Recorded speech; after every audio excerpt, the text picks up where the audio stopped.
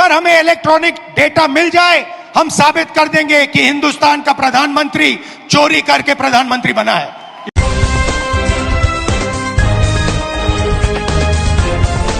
देश और दुनिया की तमाम छोटी और बड़ी खबरों के लिए हमारे चैनल को सब्सक्राइब करना न भूलें और बेल का बटन जरूर दबाएं।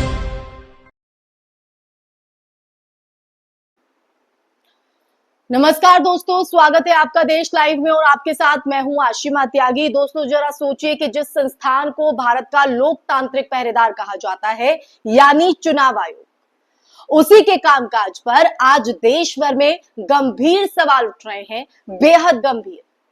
चुनाव के ठीक पहले राजस्थान, महाराष्ट्र, बिहार और मध्य प्रदेश जैसे बड़े राज्यों के, जी हां, इन बड़े राज्यों के state chief electoral officer CEO portals पर लोग जो है अपनी वोटर डिटेल्स देखने चाहते हैं और सामने आता है this site can't be reached, page not found या उप्स वी आर सॉरी।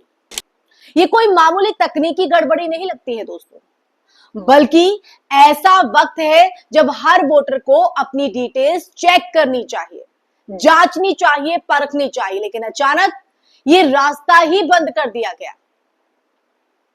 आज हम इसी गंभीर मुद्दे पर बात करेंगे। ये सवाल क्यों उठ रहे हैं, क्या वजह है, लेकिन उससे पहले आप लोगों से गुजारिश, अपील, इंसाफ की आवाज को बुलंद करने के लिए और सच्ची पत्रकारिता के लिए हमारा यानी देश लाइव का सहयोग करें।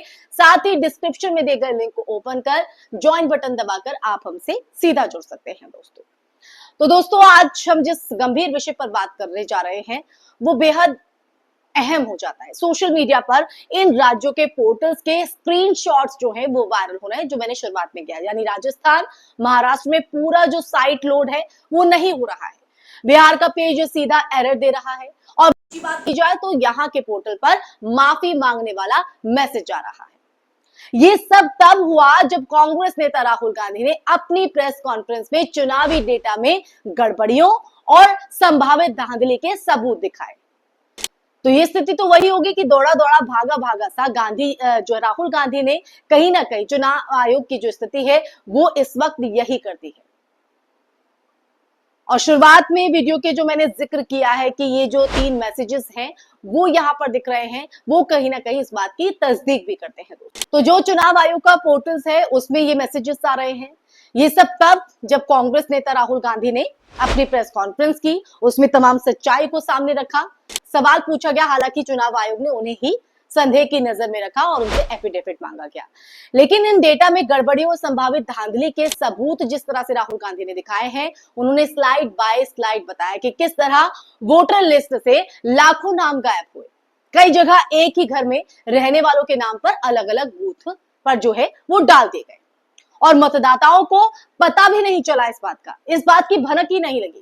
उनकी प्रेजेंटेशन में यह भी दिखाया गया कि कई राज्यों में एक जैसी पैटर्न वाली जो गलतियां हैं वो हैं, जैसे शहरी इलाकों में विपक्षी वोटरों के नाम ज्यादा डिलीट होना और ग्रामीण इलाकों की बात की जाए तो उसमें सत्ता पक्ष को लाभ देने वाले जो वोटर्स हैं उनका बच जाना। अब ऐसे में दोस्तों दिलचस्प संयोग देखिए, इंटरेस्टिंग बात यह है कि राहुल गांधी की प्रेस कॉन्फ्रेंस के तुरंत बाद उन्हीं राज्यों के ई वोटर पेज डाउन हो गए हैं जिनमें गड़बड़ी का आरोप था। सवाल यह है कि क्या यह केवल तकनीकी समस्या है या फिर डेटा को छुपाने और डिलीट करने का जो काम है वो तेजी से हो रहा है। अगर ये महज सर्वर क्रैश है तो इतने दिन क्यों लग रहे हैं, क्यों लोगों को सच्चाई से रूबरू नहीं होने दिया जा रहा है, इसे बहाल करने में इतना वक्त, इतने दिन क्यों? क्या चुनाव आयोग के पास इतने भी संसाधन नहीं है कि अपने आधिकारिक पोर्टल्स को अपग्रेड रख सके ताकि पूरी पारदर्शिता के साथ लोगों के सामने सच्चाई आए? कांग्रेस नेता गोविंद सिंह डोटासरा और सुप्रिया श्रीनेत ने इस पर कड़ी प्रतिक्रिया दी है दोस्तों। उन्होंने सीधे चुनाव आयोग से यह पूछा कि क्या आप मतदाता सूची में हेरफेर कर रहे हैं, क्या आप डेटा छुपा रहे हैं, और अगर नहीं तो फिर ये वेबसाइट जो चालू थी वो क्यों अब चालू नहीं हो पा रही है, क्यों लोग सच्चाई को नहीं देख पा रहे हैं? सुप्रिया श्रीनेत ने कहा कि चुनाव आयोग को जनता को यह भरोसा दिलाना चाहिए कि उनका नाम वोटर लिस्ट में सुरक्षित है, उसके साथ कोई हेरफेर नहीं कर सकता। लेकिन आज संयोग है कि रवैये से संदेह जो है जो चुनाव आयोग का है वो कहीं ना कहीं बढ़ा रहा है। इस पूरे मामले में सबसे शर्मनाक भूमिका गोदी मीडिया की रही है। देश के बड़े अखबारों ने इस खबर को पहले पन्ने पर जगह तक नहीं दी है। प्रिंट मीडिया की बात करें, टीवी चैनल्स की बात करें तो जो आमतौर पर छोटे मोटे विवादों को हफ्तों तक चबाते हैं, इस मुद्दे पर लगभग चुप है। ऐसा लग रहा है जैसे मीडिया ने सत्ता के सामने अपना जमीर गिरवी रख दिया है। अपना जमीर गिरवी क्यों रखा है? क्योंकि अगर यह मुद्दा ईमानदारी से कवर किया जाए तो सरकार और चुनाव आयोग दोनों पर भारी दबाव पड़ेगा। और ये दबाव क्यों नहीं पड़ना चाहिए? क्यों इसमें गोदी मीडिया अपनी भूमिका नहीं निभाता है? अब सोचिए दोस्तों, अगर चुनाव से पहले मतदाता अपनी जानकारी तक ना पहुंच सके तो चुनावी पारदर्शिता पर सीधा असर पड़ता है कि नहीं? मन में सवाल उठता है कि नहीं? ये केवल एक आईटी प्रॉब्लम नहीं है, बल्कि वोटिंग राइट पर सीधा हमला है, सीधा घात है। जिस देश में एक एक वोट की कीमत सरकार बनाने और गिराने में होती है दोस्तों, वहां अगर नाम ही गायब हुए तो नतीजे पहले से ही तय माने जाएंगे। क्या गलत है इसमें अगर विपक्ष इस तरह के आरोप लगाता है? राहुल गांधी ने इस मुद्दे को लेकर कहा है कि चुनाव आयोग का डर अच्छा है। जब हिंदुस्तान की जनता हमारे डेटा को लेकर इलेक्शन कमीशन के वेबसाइट पर सवाल पूछ रही है तो इलेक्शन कमीशन ने अपना वेबसाइट बंद कर दिया। मध्य प्रदेश, राजस्थान, बिहार के वेबसाइट बंद कर दिए हैं क्योंकि वो जानते हैं कि अगर हिंदुस्तान की जनता ने इसी डेटा को लेकर सवाल पूछना शुरू कर दिया तो उनका पूरा ढांचा कोलैप्स कर जाएगा। लेकिन सवाल है, अगर ये डर सत्ता की कठपुतली बनने के कारण है तो ये डर देश के लिए खतरनाक है, बेहद भयावह है। चुनाव आयोग अगर सच्चा और निष्पक्ष है तो उसे सच दिखाने से डर क्यों है? क्यों वेबसाइट को नहीं किया जा रहा चालू?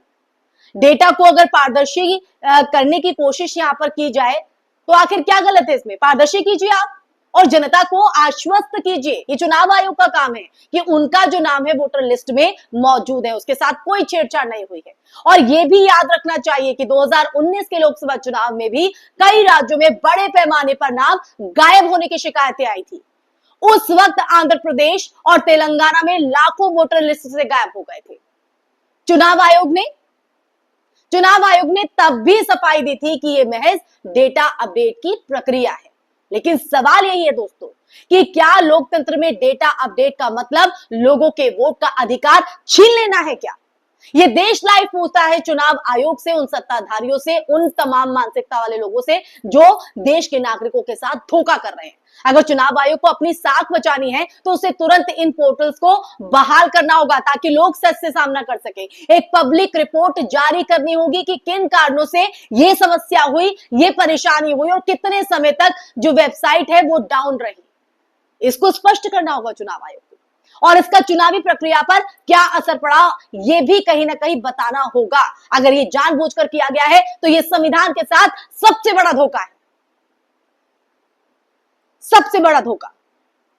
ऐसे में दोस्तों आज जरूरत है कि हर नागरिक इस मुद्दे को समझे और सवाल पूछे, आवाज उठाए। लोकतंत्र कोई मुफ्त में मिली चीज नहीं है दोस्तों, इसे बचाने के लिए जागरूक होना होगा, सतर्क होना होगा, आवाज उठाने वाला नागरिक बनना पड़ता है, जो हम बनना चाहिए हमें। अगर हम चुप रहे तो कल हमारा नाम भी वोटर लिस्ट से गायब होने में देर नहीं लगेगी और हमें पता भी नहीं चलेगा दोस्तों।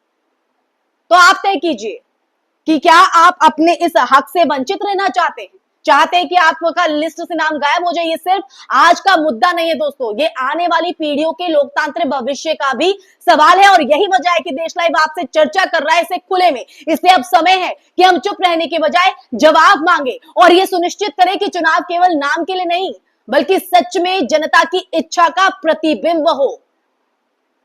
जो वो जनता जो आपको फर्श से अर्श तक लेके जाती है सिर्फ इसलिए कि जो उम्मीद से वो वोट देने जा रही है, अपने मत का इस्तेमाल करने के लिए पोलिंग बूथों पर अपने काम को छोड़कर जा रही है, वो देश अच्छा चला सके, वो देश के हर नागरिक का भला कर सके।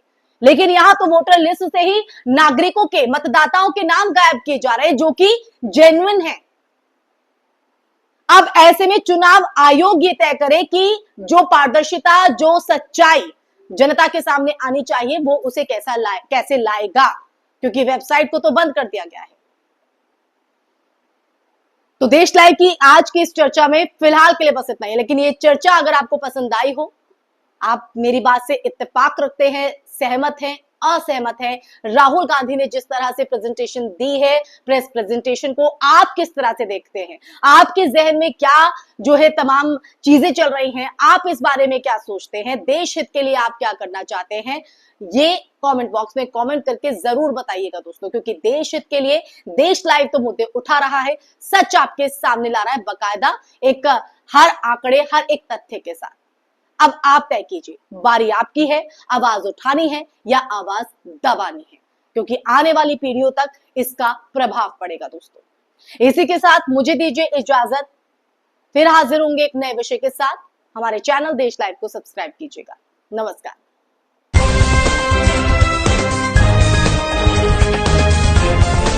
देश और दुनिया की तमाम छोटी और बड़ी खबरों के लिए हमारे चैनल को सब्सक्राइब करना न भूलें और बेल का बटन जरूर दबाएं।